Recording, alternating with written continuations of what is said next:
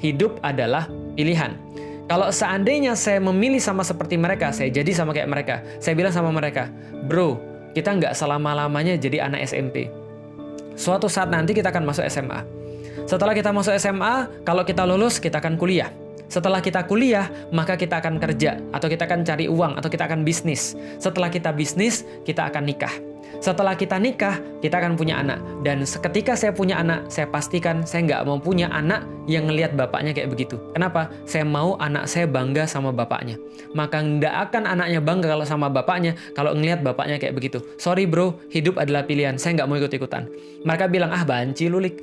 Nggak mau ikutan ngerokok, nggak mau ikutan pakai anting-anting dan segala macam. Saya bilang, hidup adalah pilihan. Kamu bukan urusan saya juga bukan urusan kamu gitu kan ya. Ya nggak ada masalah. Semua orang punya pendapat masing-masing, kita hormati saja. Lalu kemudian apa yang terjadi? Ketika SMP saya sudah rapi, mereka masih berantakan.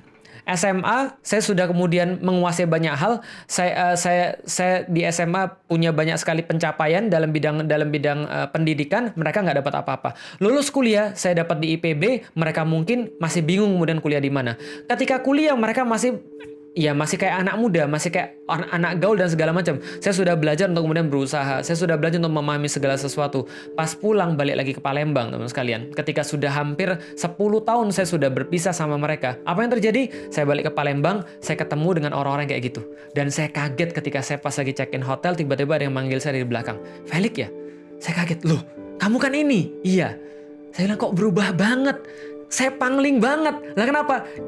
Dia sudah nggak pakai anting-anting lagi, dia sudah pakai baju yang rapi, pakai baju kerah, lalu kemudian dimasukin ke dalam, dipakai ikat pinggang, lalu kemudian dia bawa map, ternyata dia seorang agen asuransi.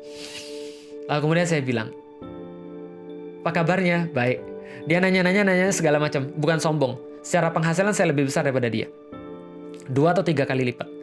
Secara keluarga saya sudah punya anak 2 waktu itu.